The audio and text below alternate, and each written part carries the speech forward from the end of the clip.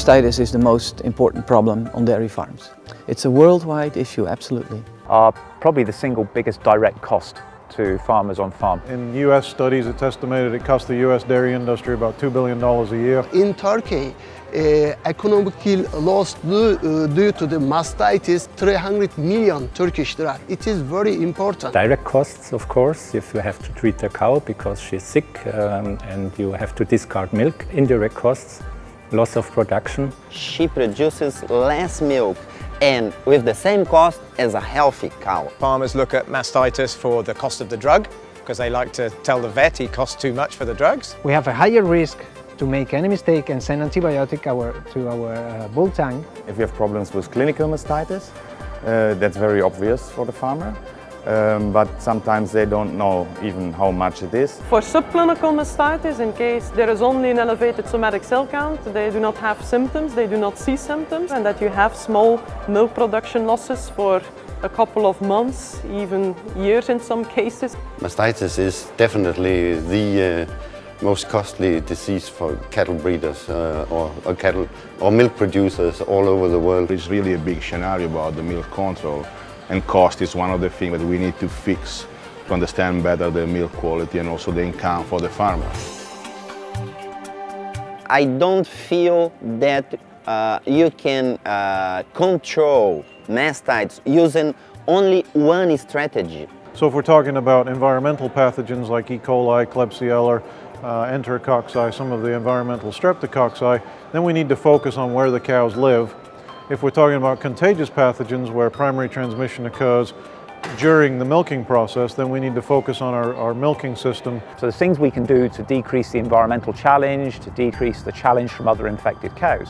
But at the same time, we need to do what we can to boost the immunity of the cow. I think we now have the data to say that it's a 1 + 1 is 3 component. You have to have good management in place. You can have a number of excellent vaccines and other tools in place, and combined they will help you produce the best possible milk and milk products. On one side, reducing the infection pressure for the other, and on the other side to assist the cow in the immune response. We don't work with cows. We work with the people who manage the cows.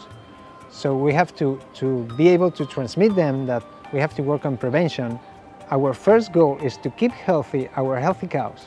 Only preventive measures like cow's welfare, proper feeding, good housing, and of course vaccination brings financial benefits. The more tools you can bring to the table to control mastitis, the greater chance you have of reducing mastitis in our herds. Now we have also new tools like vaccination against mastitis, which is also available, and now a vaccine against Staphylococcus aureus. And that's of course a preventive measure. What we can do new is how to convince farmers to utilize the tools we have already.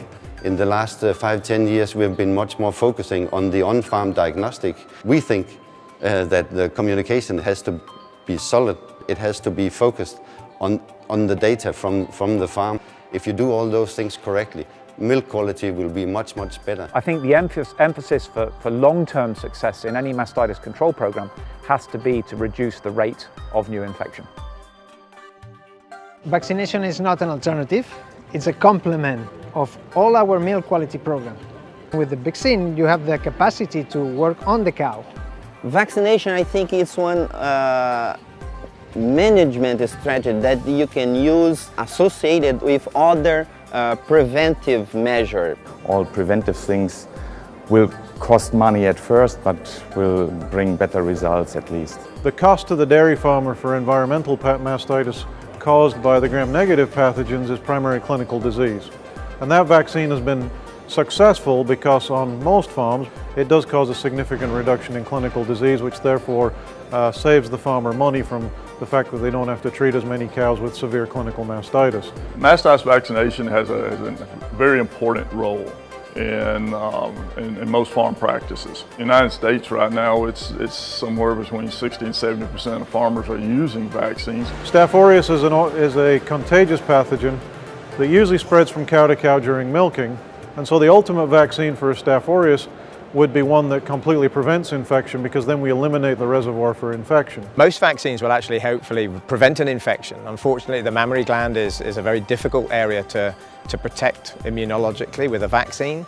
So we need to point out he needs to do everything else. So hygiene in the barn, feed the cows properly, and do good milking routine. The positive thing of vaccination is you can choose whenever you do it. You need to have really clear data, and you need to maybe fix or try to develop a specific vaccination plan for each farm. So we need to have this capacity to change every time the approach with different farms, different situations, different plans. And we estimated from that, and have recently had a publication accepted in the Journal of Dairy Science that suggests a return on investment of 2.5, 2.6 to 1, purely in terms of increased milk yield, before we get on to reductions in culling and reductions in severity of disease. The next generation is to go into prevention of infections and prevention of problems.